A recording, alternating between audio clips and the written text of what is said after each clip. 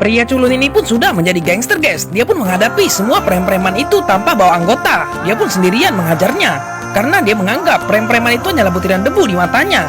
Dia pun menghajar preman itu dengan bawa senjata, guys. Lalu dia pun menembaki seluruh preman-preman itu. Pria ini pun tidak lupa menghajar preman itu dengan slow motionnya, guys. Akhirnya dia pun langsung praktekannya. Slow motion pun berjalan dengan sangat baik. Lalu preman ini pun langsung dihantamnya ke arah mobil, sehingga mobil itu pun langsung pecah. Anggota preman itu pun sudah tidak berdaya lagi. Lalu pria ini pun berhadapan dengan ketuanya. Dia pun mengatakan, jika kamu mau hidup, coba kamu hubungi anggotamu lagi. Apakah dia mau ngangkat?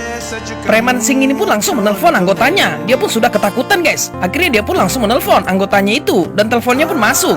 Anggotanya pun sedang asik menonton bioskop yang sedang ditampilkan dirinya. Lalu dia pun tidak mau diganggu, guys. Dia pun langsung mematikan telepon dari ketuanya itu. Lalu ketuanya ini pun langsung bingung. Pria ini pun mengatakan kesempatan kedua, coba telepon lagi. Ternyata ini teleponnya adalah polisi, guys.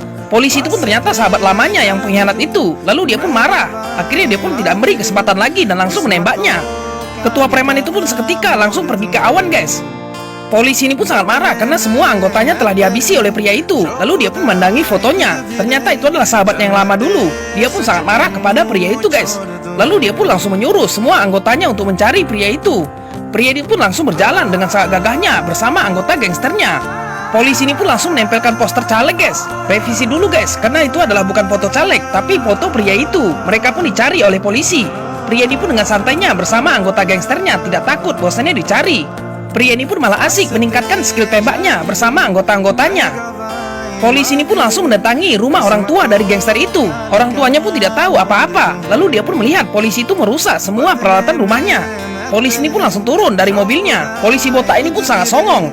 Dia pun menyuruh anggotanya untuk memeriksa rumah itu. Lalu dia pun langsung mengatakan kepada ayahnya, "Di mana anakmu?"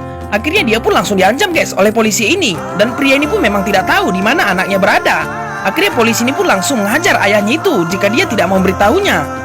Ibunya pun langsung datang untuk menghalangi polisi itu. Dia pun minta polisi itu untuk tidak mengganggunya lagi. Tapi ibunya malah dicekik, guys. Akhirnya polisi ini pun menyuruh pasukannya untuk menemukan pria itu lagi. Tapi rumahnya kosong dan dia pun tidak menemukannya. Akhirnya polisi ini pun sangat marah. Lalu dia pun langsung memukul pria ini, guys, dan langsung membantingnya.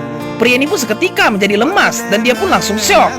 Ayahnya pun akhirnya mengembuskan napas terakhirnya, guys. Lalu ibunya pun mengatakan, "Tolong jangan ganggu kami."